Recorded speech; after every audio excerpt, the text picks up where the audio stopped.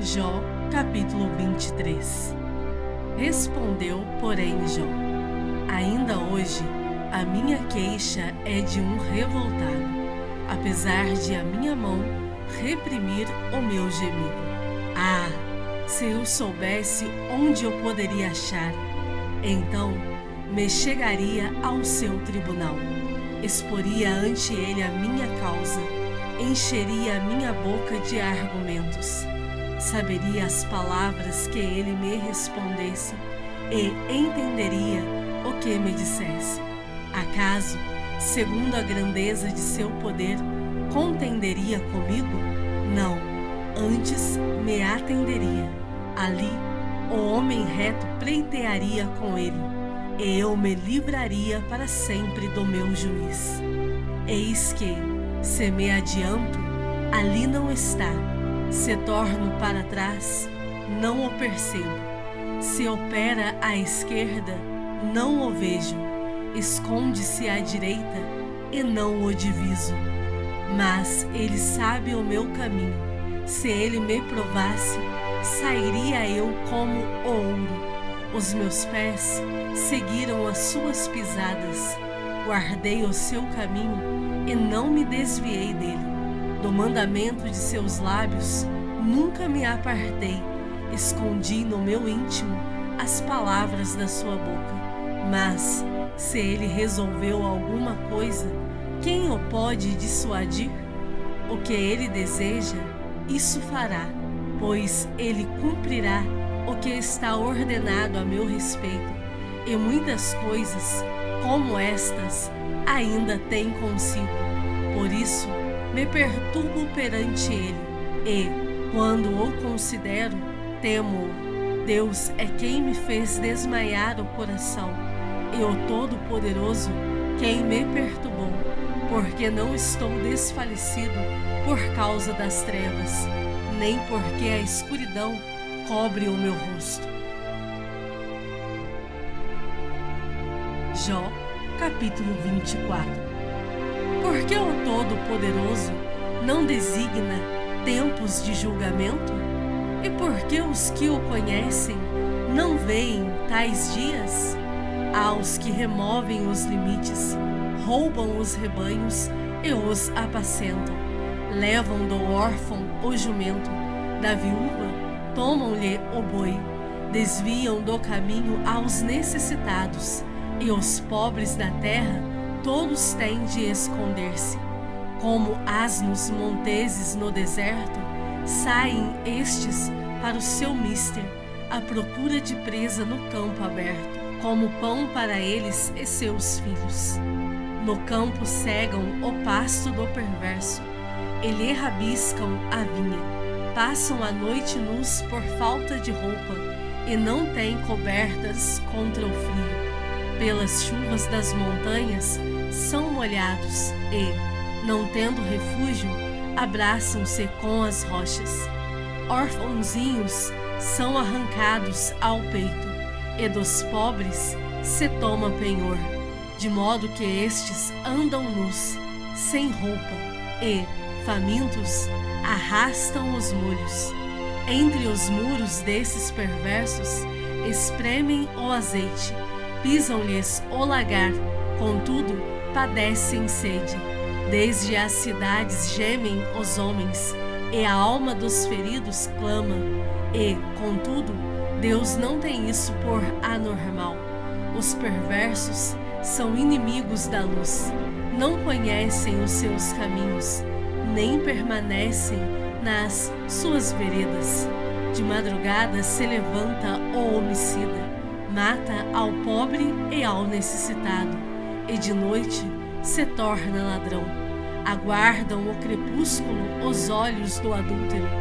Este diz consigo: ninguém me reconhecerá, e cobre o rosto.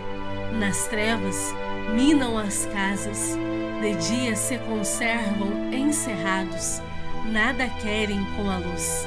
Pois amanhã para todos eles é como sombra de morte, mas os terrores da noite lhes são familiares. Vós dizeis: os perversos são levados rapidamente na superfície das águas. Maldita é a porção dos tais na terra. Já não andam pelo caminho das vinhas. A secura e o calor desfazem as águas da neve. Assim faz a sepultura aos que pecaram. A mãe se esquecerá deles. Os vermes os comerão gostosamente. Nunca mais haverá lembrança deles. Como árvore será quebrado o injusto, aquele que devora a estéril, que não tem filhos, e não faz o bem à viúva. Não, pelo contrário, Deus, por sua força, prolonga os dias dos valentes. Vêem-se eles de pé quando desesperavam da vida. Ele lhes dá descanso, e nisso se estribam.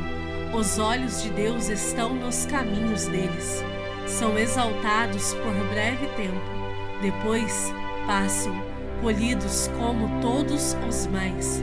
São cortados como as pontas das espigas.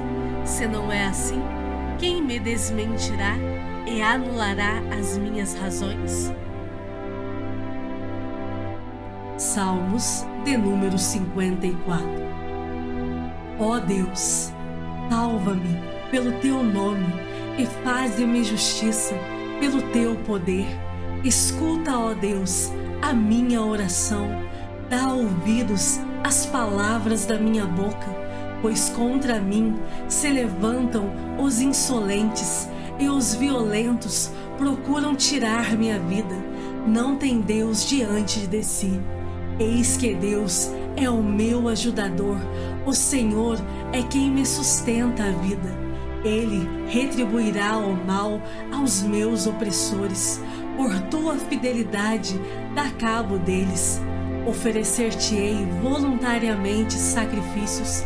Louvarei o teu nome, ó Senhor, porque é bom, pois me livrou de todas as tribulações, e os meus olhos se enchem com a ruína dos meus inimigos. Lucas, capítulo 17. Disse Jesus a seus discípulos: é inevitável que venham escândalos, mas ai do homem pelo qual eles vêm. Melhor fora que se lhe pendurasse ao pescoço uma pedra de moinho e fosse atirado no mar, do que fazer tropeçar a um destes pequeninos. Acautelai-vos. Se teu irmão pecar contra ti, repreende-o. Se ele se arrepender, perdoa-lhe. Se por 7 vezes no dia pecar contra ti e 7 vezes vier ter contigo, dizendo: estou arrependido, perdoa-lhe. Então disseram os apóstolos ao Senhor: aumenta-nos a fé. Respondeu-lhes o Senhor: se tiverdes fé como um grão de mostarda, direis a esta amoreira: arranca-te e transplanta-te no mar, e ela vos obedecerá. Qual de vós, tendo um servo ocupado na lavoura ou em guardar o gado, lhe dirá quando ele voltar do campo: vem já e põe-te à mesa?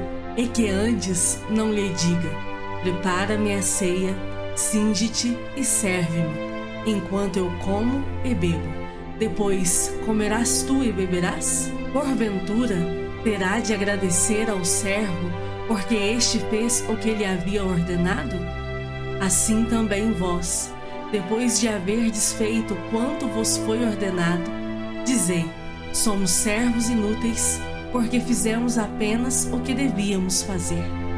De caminho para Jerusalém, passava Jesus pelo meio de Samaria e da Galileia.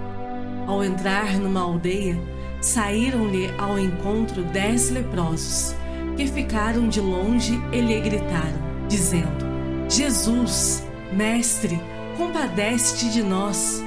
Ao vê-los, disse-lhes Jesus: ide e mostrai-vos aos sacerdotes. Aconteceu que, indo eles, foram purificados. Um dos 10, vendo que fora curado, voltou, dando glória a Deus em alta voz, e prostrou-se com o rosto em terra aos pés de Jesus, agradecendo-lhe, e este era samaritano. Então Jesus lhe perguntou: não eram 10 os que foram curados? Onde estão os 9? Não houve, porventura, quem voltasse para dar glória a Deus, senão este estrangeiro? E disse-lhe: levanta-te e vai, a tua fé te salvou. Interrogado pelos fariseus sobre quando viria o reino de Deus, Jesus lhes respondeu: não vem o reino de Deus com visível aparência, nem dirão: ei-lo aqui ou lá está, porque o reino de Deus está dentro de vós. A seguir, dirigiu-se aos discípulos: virá o tempo em que desejareis ver um dos dias do Filho do Homem, e não o vereis. E vos dirão: ei-lo aqui ou lá está, não vades nem os sigais. Porque assim como o relâmpago, fuzilando, brilha de uma a outra extremidade do céu, assim será no seu dia o Filho do Homem. Mas importa que primeiro ele padeça muitas coisas e seja rejeitado por esta geração. Assim como foi nos dias de Noé, será também nos dias do Filho do Homem. Comiam, bebiam, casavam e davam-se em casamento, até ao dia em que Noé entrou na arca e veio o dilúvio e destruiu a todos. O mesmo aconteceu nos dias de Ló. Comiam, bebiam, compravam, vendiam, plantavam e edificavam. Mas, no dia em que Ló saiu de Sodoma, choveu do céu fogo e enxofre e destruiu a todos. Assim será no dia em que o Filho do Homem se manifestar. Naquele dia, quem estiver no eirado e tiver os seus bens em casa, não desça para tirá-los. E de igual modo, quem estiver no campo, não volte para trás. Lembrai-vos da mulher de Ló. Quem quiser preservar a sua vida, perdê-la-á, e quem a perder de fato, a salvará. Digo-vos que, naquela noite, 2 estarão numa cama, um será tomado e deixado o outro. 2 mulheres estarão juntas moendo, uma será tomada e deixada a outra. 2 estarão no campo, um será tomado e o outro deixado. Então lhe perguntaram: onde será isso, Senhor? Respondeu-lhes: onde estiver o corpo, aí se ajuntarão também os abutres.